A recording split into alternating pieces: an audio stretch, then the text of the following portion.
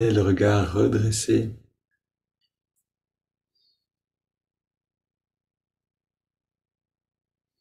On commence par prendre contact avec la respiration naturelle. Et ici, j'insiste encore une fois sur le fait qu'elle n'est pas contrôlée. Si vous entendez Ujjayi, c'est-à-dire la respiration un peu par le nez, c'est qu'elle est contrôlée. C'est quelque chose qui se passe souvent quand on a pris l'habitude de pratiquer ce qu'on appelle Ujjayi. On a du mal à l'abandonner. Mais ça peut vraiment nous empêcher d'entrer profondément dans la méditation. Donc soyez particulièrement attentifs à ça. On n'est pas en personne, donc je ne peux pas l'entendre. Mais voilà, je vous avertis parce que je sais que c'est courant. Essayons donc de respirer librement, sans contrôler la respiration.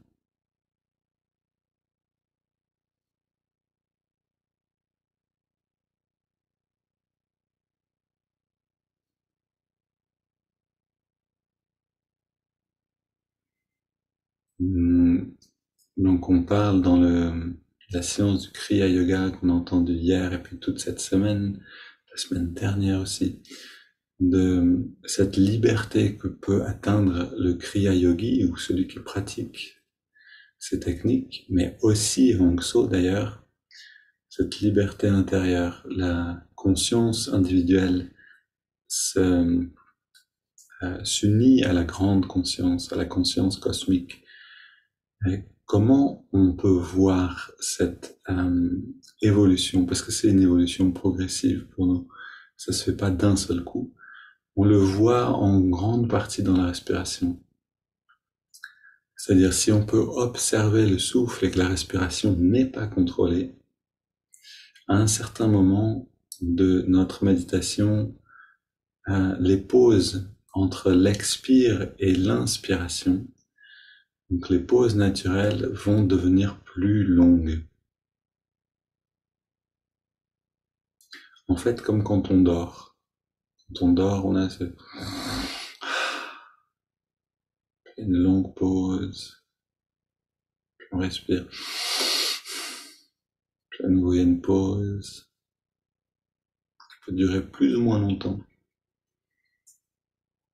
Et dans la méditation, à un certain moment, on peut sentir aussi ces pauses qui viennent. Donc soyez toujours attentifs à leur permettre d'exister, à non pas les forcer, mais à les inviter et à leur permettre d'être. Ok, maintenant, on prend le contrôle de la respiration. On inspire profondément. Expire profondément aussi. Au début de l'inspire, le ventre ressort.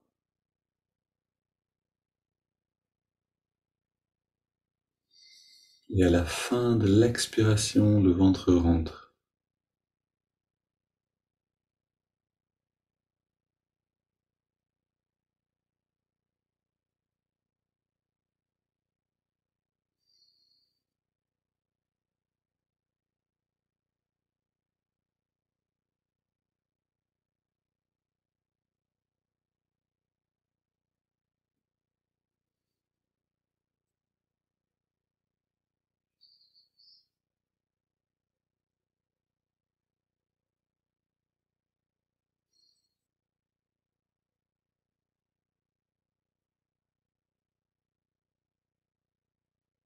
On respire sur toute l'amplitude des poumons, du ventre jusqu'aux épaules littéralement.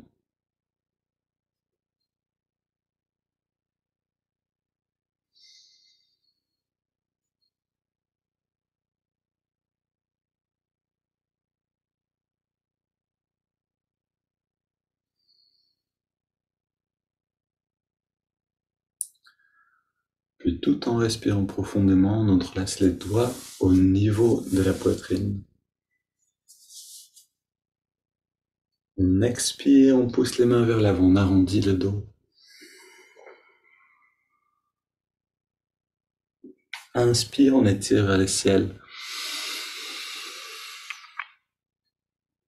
Délicieux étirement. Expire, on se penche vers la gauche pour étirer le côté droit. Essayons de vivre ces étirements comme une dégustation. Inspire, on revient au centre, on étire vers le ciel.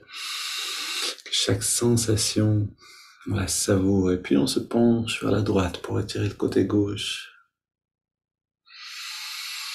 On revient au centre, expire, on se tourne vers la gauche, puis on pose les mains et on va loin dans la rotation. Et dans la rotation, on respire très profondément.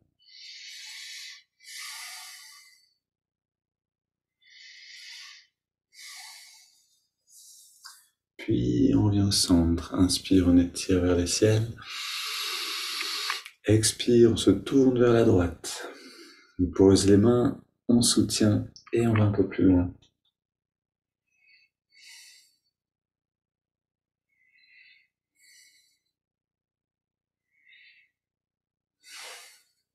Puis retour au centre, on pose les mains derrière, fléchit légèrement le dos vers l'arrière pour ouvrir la poitrine.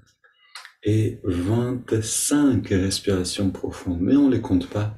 C'est-à-dire, moi je les compte pour vous, vous ne les comptez pas.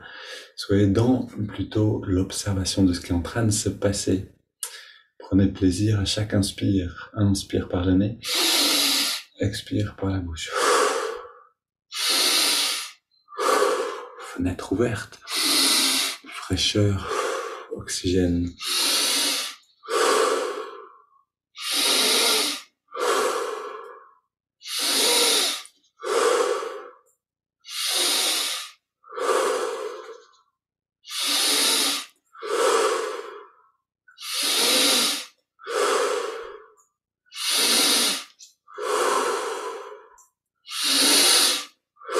Augmentons un peu l'amplitude et l'intensité.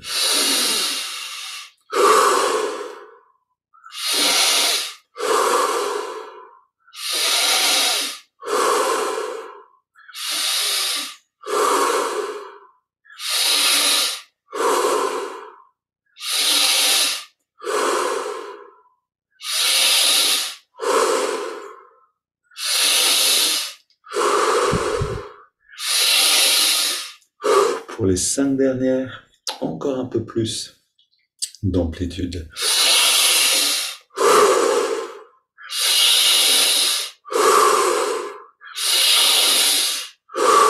Maximum. Dernière. Et on vient au centre, les mains sur les cuisses, paumes vers le ciel, dos redressé, les yeux fermés. Inspire profonde. Lentement on inspire et on garde l'air dedans. Poumon plein, on détend tout. Les bras, les jambes, le torse, on détend. Et puis on expire par la bouche. On laisse l'air sortir et on arrête de respirer. Et dans cet arrêt de la respiration, on plonge dans les sensations intérieures.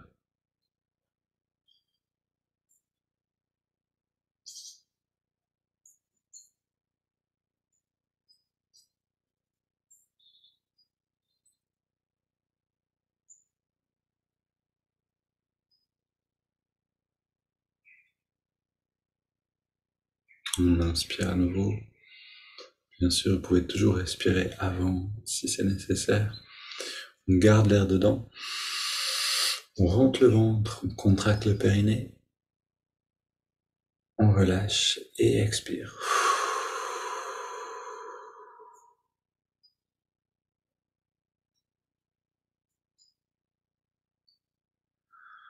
Le corps respire librement. Et on ressent quelques instants. On est comme un plongeur. On plongerait profondément dans l'océan de la conscience et on fait des paliers pour s'habituer à une nouvelle perception.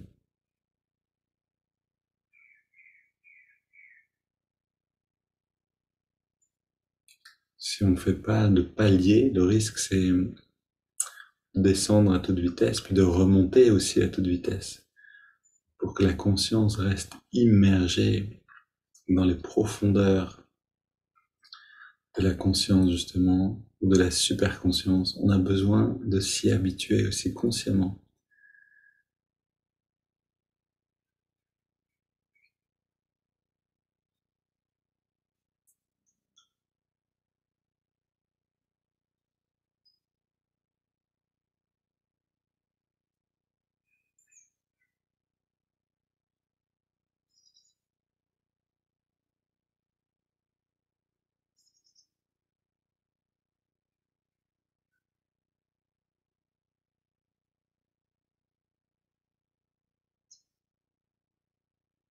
On prend maintenant une double inspire.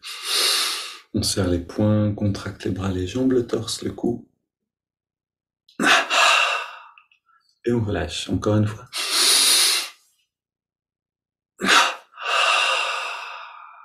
Et une dernière.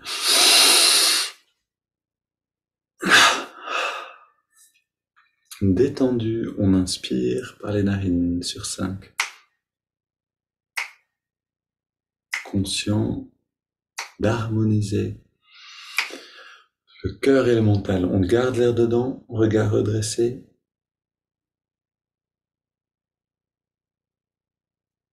Expire. Relâchement de tous les muscles et inspire à nouveau.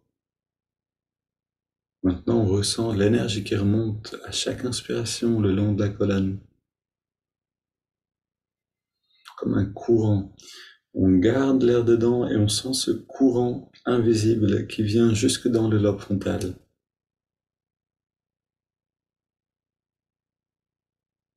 Expire.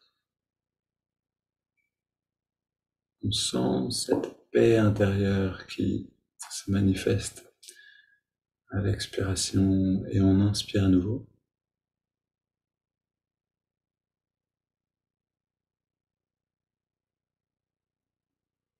On garde.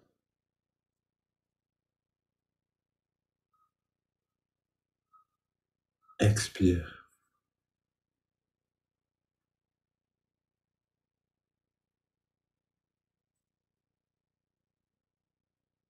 Inspire.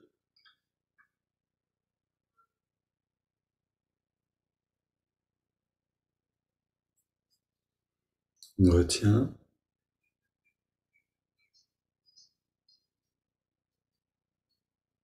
Expire.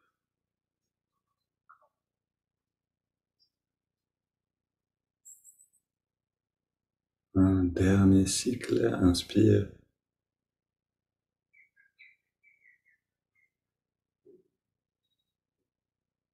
On garde.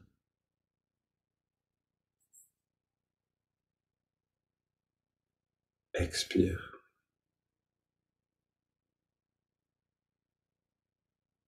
On prend une inspiration profonde. Et maintenant, on abandonne le contrôle de la respiration à nouveau. C'est le corps qui respire.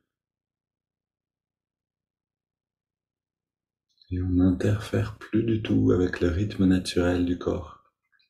Comme quand on dort.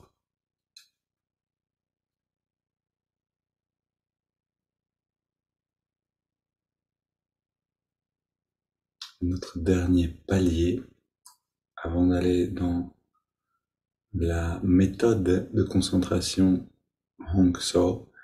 Ici donc on prend encore une fois le temps de sentir.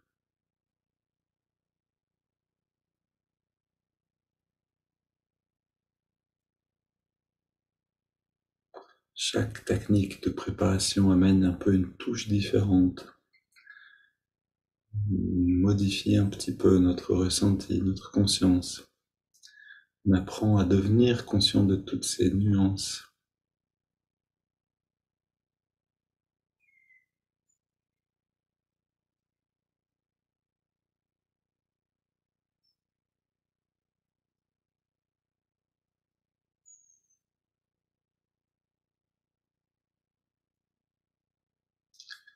Et soyons tout présent, ouvert, réceptif pour accueillir donc ces phrases, ces mots de Yogananda sur la technique de méditation qui s'appelle le Kriya Yoga.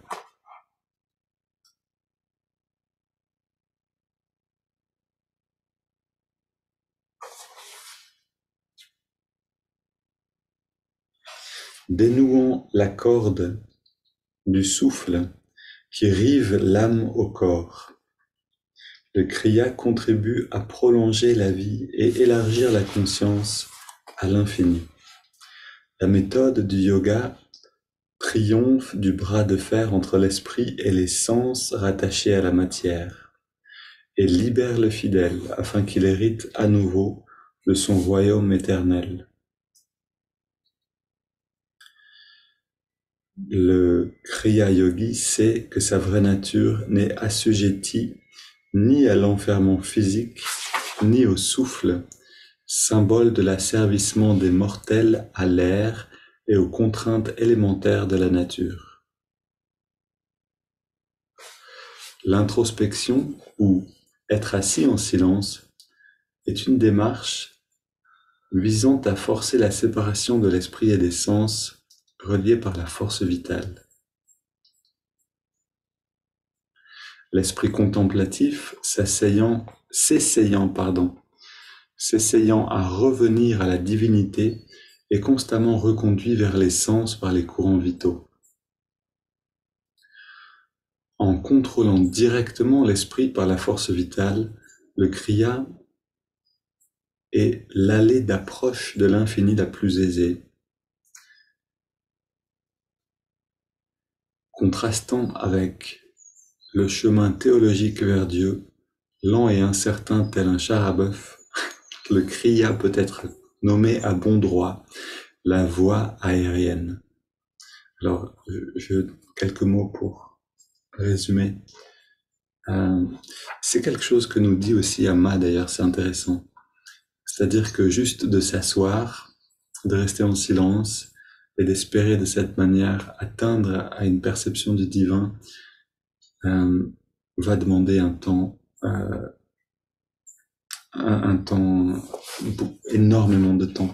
Pourquoi? Et ici, Yogananda l'explique, parce que nos pensées sont encore reliées à nos sens.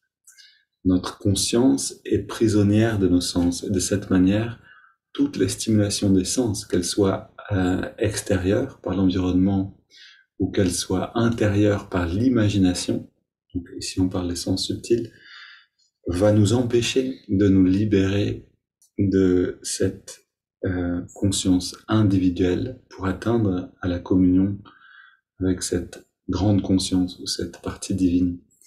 Le Kriya, la technique du Kriya, nous apprend donc en fait à reprendre le contrôle de cette énergie vitale et à la soustraire des sens consciemment. Donc littéralement, c'est pour ça que Yogananda dit c'est comme si on comparait un char à bœuf et un avion dans la rapidité de l'évolution ou de l'expérience spirituelle.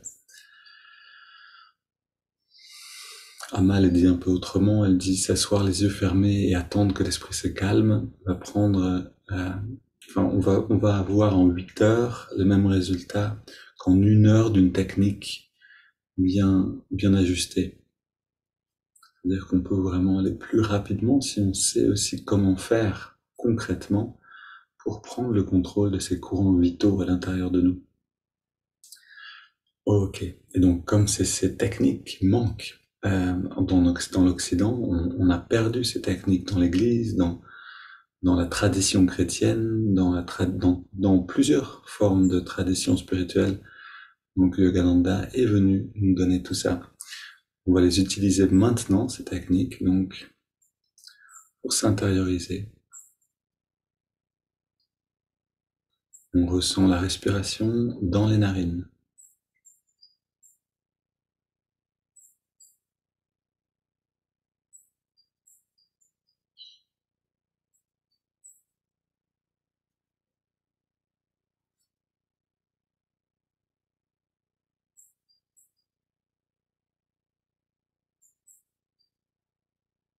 On trouve l'endroit où on sent l'air le mieux dans les narines.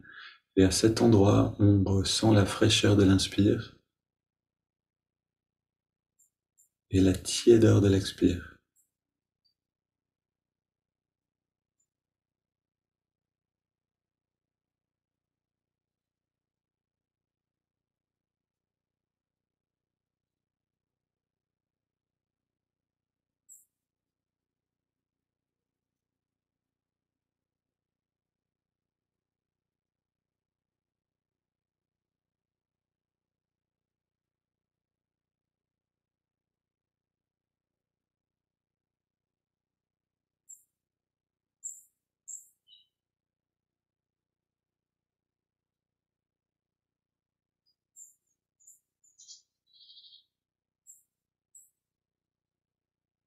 On entre dans la rivière du souffle. On ressent ce contraste fraîcheur-tiédeur avec beaucoup d'attention.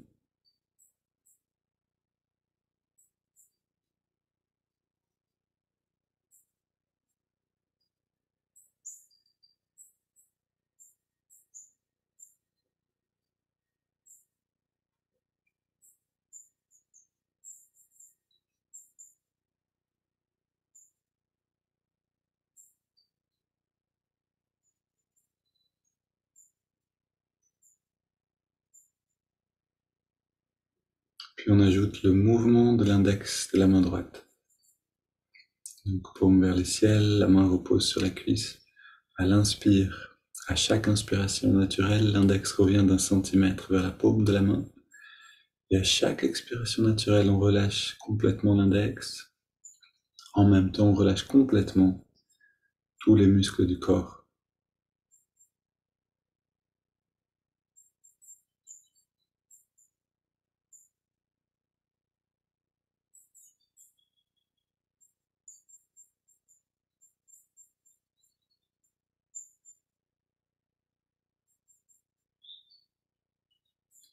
Ce relâchement invite de lui-même la pause naturelle après l'expiration.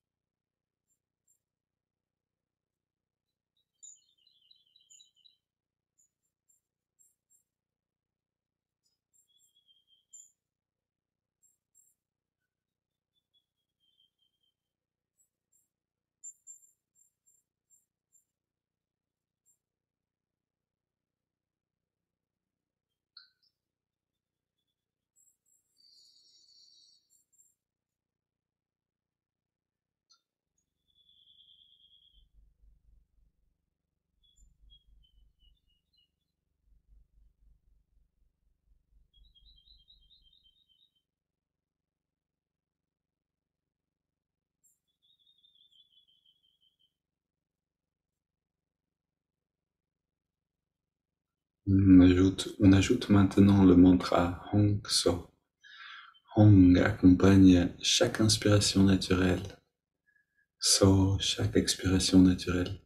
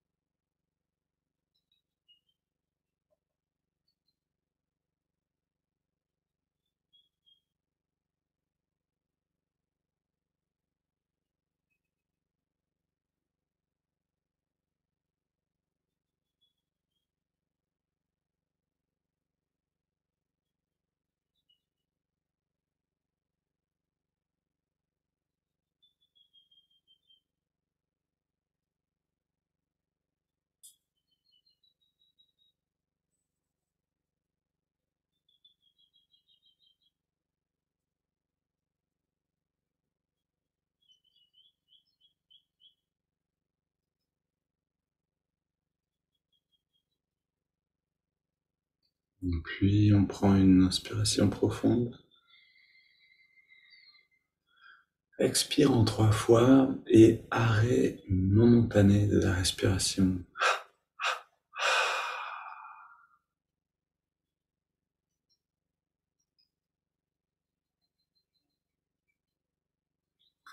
Puis le corps respire à son rythme et on abandonne mantra, observation du souffle, mouvement des doigts.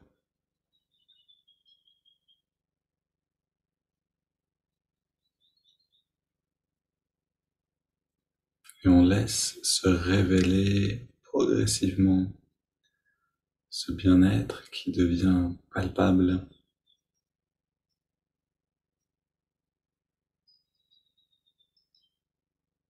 comme une lumière qui devient de plus en plus brillante. On laisse cette lumière nous inonder.